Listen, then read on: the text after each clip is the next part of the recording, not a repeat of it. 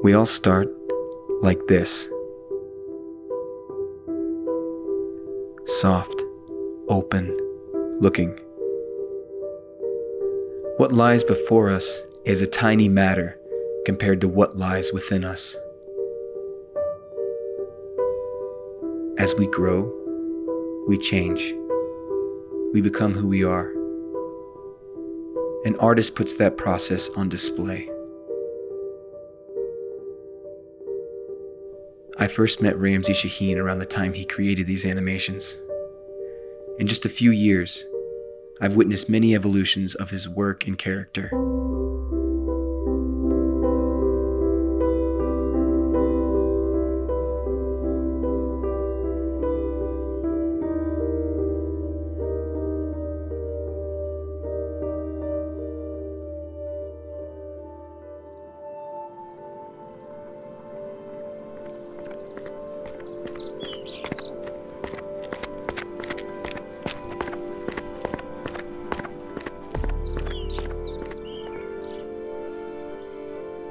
Ever since I was a kid, I had this feeling of being kind of imprisoned in myself. When I painted for the first time, it finally gave me this freedom that I'd been searching for my whole life.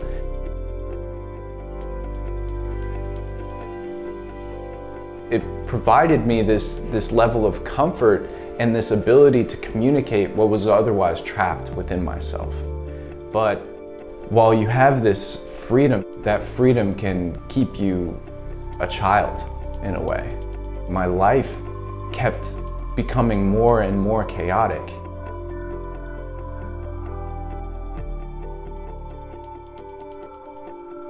I was hardly able to pay rent. I was hardly able to take care of myself.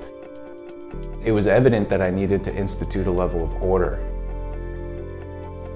I have always thought that success in art is authenticity. If you are honest with what you do and you are truly diving down to the deepest part of yourself and what you are capable of, that's art. It's the ability to take whatever is deep inside you and bring it and flesh it out onto canvas. It's showing what you are, what you're made of, and making that real for others to see. Ramsey began looking for a challenge. He trained both hands to draw and paint. Then, he created the left-hand painting, an intricate Persian rug-like design made entirely with his non-dominant hand. Discipline and integrity became the focus of his creations. The greatest challenge to date was the endurance painting, a 6-foot-tall, 88-pound oil painting, a grid of 3,456 squares, square after square after square, 12 hours a day for a year. During the process of this meticulous self-torture, he started running every day, 5 to 10 miles a day. Pretty soon he says to me, "I think when I finish this painting, I'm gonna run 100 miles. The impulse to run 100 miles was that I wasn't sure that people were going to see what I had experienced. And I was painting these squares, and it's a year of your life and you're wondering, why the hell am I doing this? Like, is anyone gonna care? But then you look around at the rest of your life and you're going through the motions and you're working a job you don't believe in, and you're poor and you believe in what you do. So you bury yourself into that, like a fucking ostrich digging its head into the ground. They say that the key to success is delayed gratification. The endurance painting was, on all levels, delaying any sense of gratification. I wanted to demonstrate that it was coming from a specific place, and that place is the same place that you go to when you're on mile 85 and you've been worn down to nothing. It's this place that's so deep inside yourself that we hardly ever experience it on a daily basis. How you doing, Ramsey? It's not enough to make a work of art. You have to breathe your spirit into it. have to bring it to life. As an artist, self-discipline and the understanding of who you are is really hard to find. Paintings take months of just continuous work. Continuous, not like I have a painting there hanging on the wall and another one there and I have to be inspired to work on it. No, it's like the project itself can be months long, months long, 12 hours a day pursuing an ultimate ideal.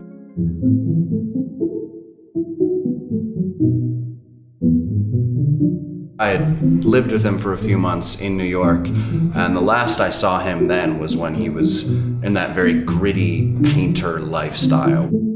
Thinking that was the same Ramsey, he flies to Los Angeles, we go out and probably get a couple of beers, and he brings up that he quit smoking and he's running now. And I was like, hey, that's great, good for you, man. And then he looks to me and says, I think I'm gonna run 100 miles.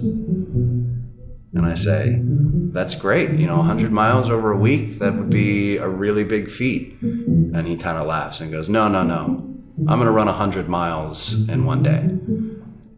And I had probably had a couple of beers in me at this time because I just started cracking up. My name is William Ladner. I make whiskey as a distiller out in Colorado Springs, Colorado. As soon as he told me he was going to run 100 miles, we happened to be at barrel 100 on our bourbon. So I grabbed him a bottle of this. It's some bourbon. It's at 100 proof also, so it'll fit.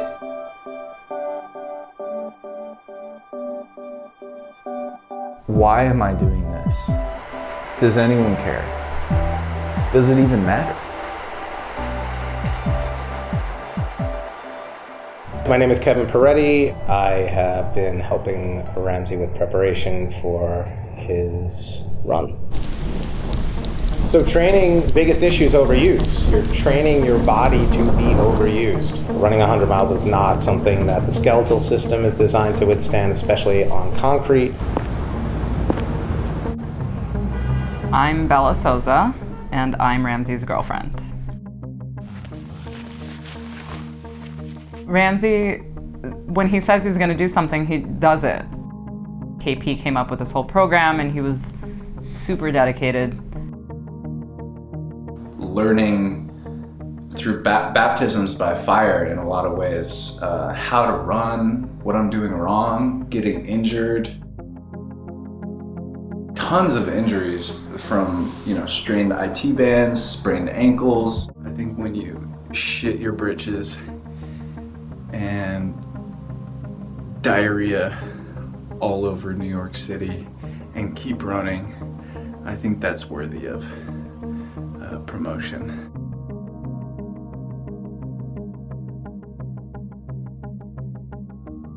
With 100 miles, you could have all the desire in the world and the body can just shut down on you. So it requires not only the physiological training, but the psychological to not quit when you will repeatedly want to. I've been training for 2 years. Training has been tough through all seasons. It's just peaceful. And you just squat in that shit again. Bang! Why do I like shit like this? I have so much fun just being by myself in shitty situations. I was running between 60 and 100 miles a week. I cracked my shin bone from too much running and was forced to not run for 3 months. Worse than the physical pain was the thought that maybe he wouldn't be able to do the run anymore because of the injury. I went through this really rigorous rehabilitation process. Just 2 months ago, I started running again. Within 3 weeks, I did a 51-mile run.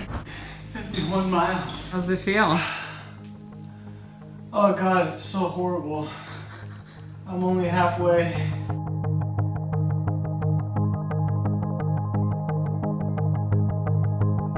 My name is Ramsey Chahine. Today is November 11th, 2017, and I'm gonna run 100 miles through the streets of New York City.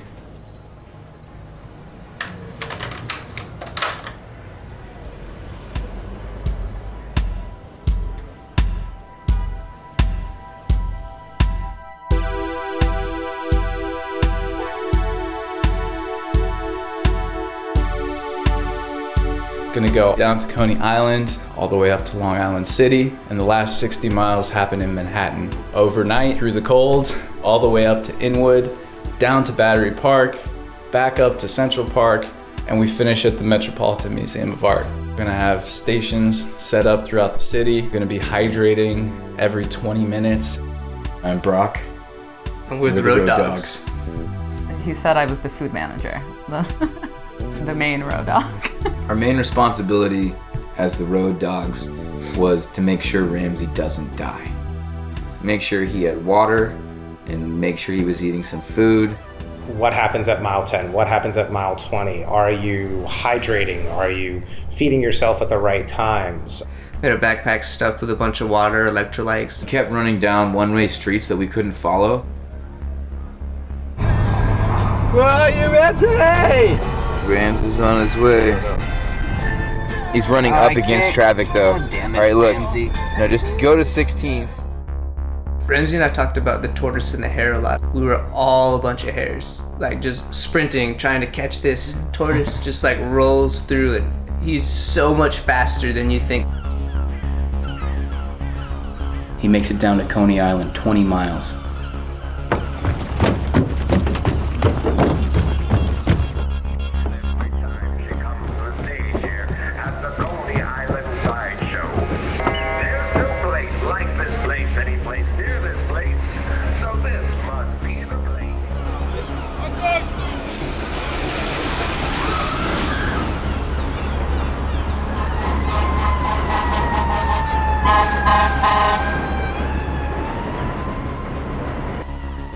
We make it to the Verrazano Bridge.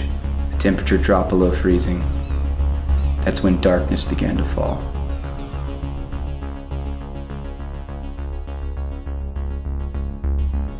"30 miles down. This is the last time he'll be indoors for another 20 hours.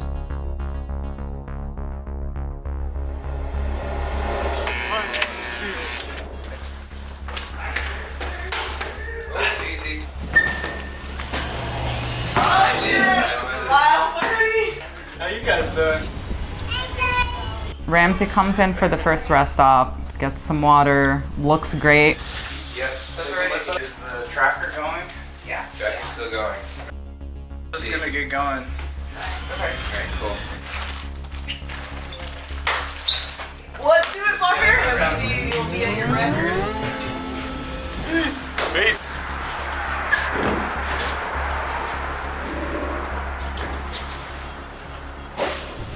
He steps out. We all look at each other for a minute. It started to sink into all of us. He's already been running for 6 hours, and we have another 18 to go. It's nighttime now, and we're his only support. It was like the real battle was finally beginning.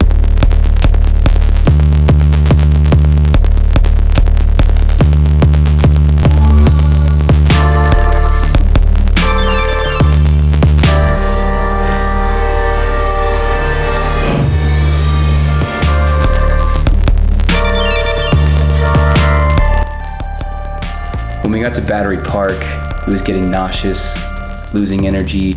His feet started swelling up. And then came Eton. I'm a runner, and I run everything from 1 mile racing to ultra distance. He's just the guy he met at the running shop when he was buying his shoes. I overheard the conversation. He had said that he's training for a 100-mile run. So that really struck me, and I kind of perked up. So you really go into uncharted territory with ultra training, kind of venturing into the unknown. Battery Park was beautiful, glistening in the cool night. We're at 125th Street on West Side Highway.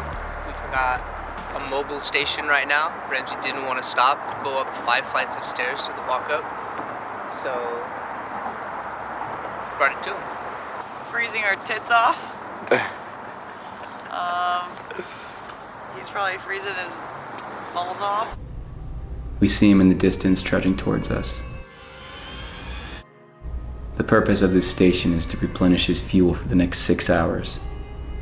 He hugs his sister, kisses Bella, and keeps moving.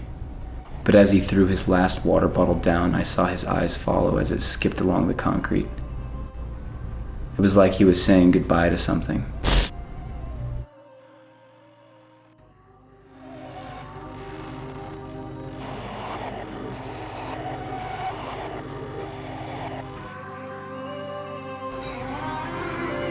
I jump on the bike trying to catch him, and there's this spot where the path turns off to the left somewhere. I ended up going right, ended up on Riverside Drive. Ramsey's alone. He doesn't have any water. He doesn't know where Will is. I call Will, but Will's phone's dead. My whole voicemail has been flooded with calls of panic. We're 65 miles in. This is where he'd find out what he was made of. There I was, literally withered away, and I was thinking about my grandfather and how he was forced out of his country and shot twice, and that there was nothing that I could ever experience in my life that would be harder than what he went through. I come from this lineage of people who have faced insane levels of adversity in their life. It wasn't about the run. It's about this whole trajectory outside of the realm of normal society.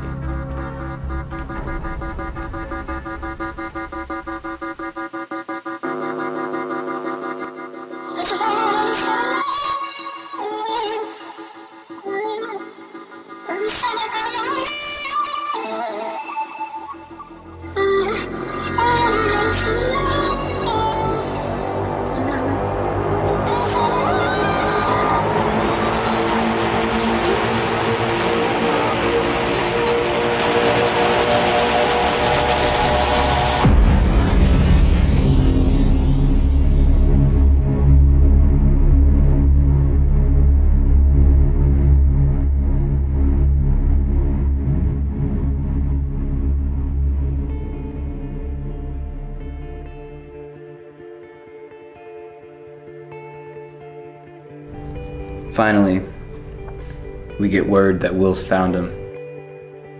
Hopped out of the cab, started running next to him. I was concerned whether or not I should be thinking about pulling the plug or something like that. But then we got to the north end of the park, and I could see a shift in him.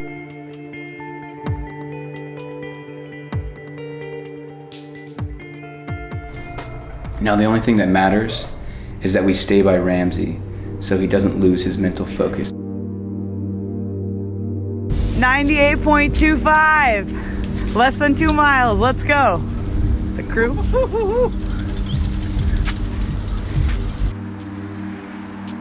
up, Rams?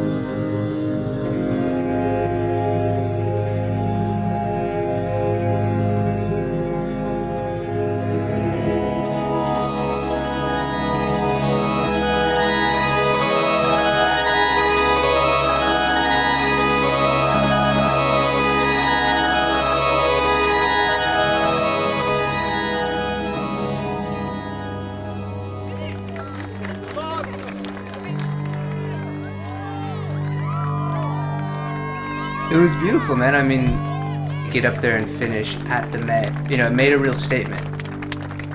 All these strangers thought they were just going to the museum that morning or suddenly clapping for this guy.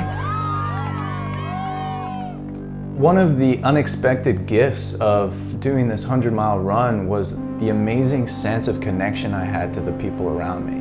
And the feeling that I had when I finished this run was an overwhelming sense of gratitude, because I couldn't have done this without these people committing their time, their love, their effort. It's a collective experience. The 100-mile run was not a way to justify the endurance painting. It was a way of making it legible. You do these things and you expect all your questions will be answered, but when you get there, it's not that you were supposed to stop and figure everything out at that moment. It was the ability to keep going that you picked up. Maybe there's not an end goal, and I've learned through this process to look at a concrete destination is almost foolish because it never ends up being what you imagined it to be, and there's always a road behind it that continues forever.